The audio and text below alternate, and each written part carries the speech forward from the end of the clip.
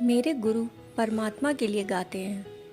एक बार अकबर ने तानसेन से कहा, मैं तुम्हारे गुरु से मिलना चाहता हूँ, क्योंकि कल रात जब तुम गाकर विदा हुए तो मेरे मन में ऐसा भाव था कि तुमसे श्रेष्ठ न तो कोई गायक हुआ है और ना ही होगा।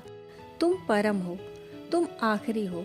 लेकिन जब मैं यह सोच रहा था तभी मुझे ख्याल आया कि तुमने भी तो किसी से सीखा ही होगा, कोई तो तुम्हारा गुरु होगा ही। अतः मेरे मन में एक जिज्ञासा उठ गई कि कौन जाने तुम्हारा गुरु तुमसे भी आगे हो। अतः मैं तुम्हारे गुरु से मिलना चाहूँगा, मैं तुम्हारे गुरु को भी सुनना चाहूँगा। तानसेन ने कहा, यह तो जरा कठिन है।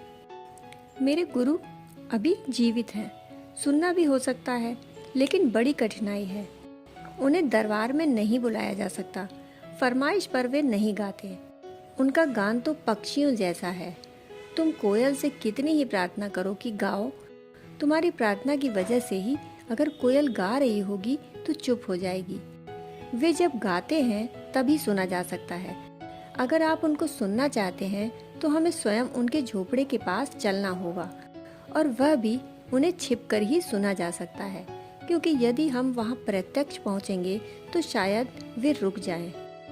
मैं पता लगाऊंगा कि वे कब गाते हैं, क्योंकि जब वे गाएंगे तो हम छिपे रहेंगे। पता चला कि तानसेन के गुरु रात 3 बजे गाते हैं। वे तो फकीर थे, हरिदास उनका नाम था। यमुना के तट पर उनका झोपड़ा था। अब वहीं वे अपने झोपड़े में गाते हैं, अपनी ही मस्ती में गाते हैं। वही गीत पक्षियों का है, उस गीत का किसी से कुछ लेना देना नहीं है। अकबर और तानसेन रात 2 बजे जाकर झोपड़े के पास छिप गए। 3 बजे संगीत शुरू हुआ। अकबर तो मूर्ति की तरह ठगा सा रह गया। आंखों में झरझर आंसू की धार गिरने लगी। जब वह वापस लौटा अपने रथ में तो रास्ते पर तानसेन से कुछ न बोल सका। ऐसा भाव विभोर हो गया, भूल ही गया तानसेन को। महल में उतरते वक्त उसने इतना ही कहा, अब तक मैं सोचता था कि तेरा कोई मुकाबला नहीं है, और आज मैं सोचता हूँ कि अपने गुरु के सामने तू तो कुछ भी नहीं। मैं यह पूछना चाहता हूँ कि इतना फर्क क्यों है? तानसेन ने कहा, फर्क भी पूछने की जरूरत है क्या?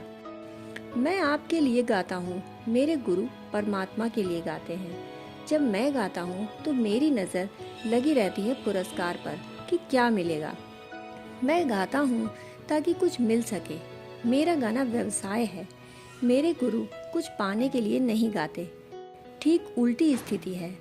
मेरे गुरु तभी गाते हैं जब वे इतने भरे होते हैं परमात्मा के भाव से, जब उनका कंठ भरा होता है, जब उनके हृदय में लहरें उठ रही होती हैं, जब वे आतुर होते हैं उसके दान से, तब बहते हैं।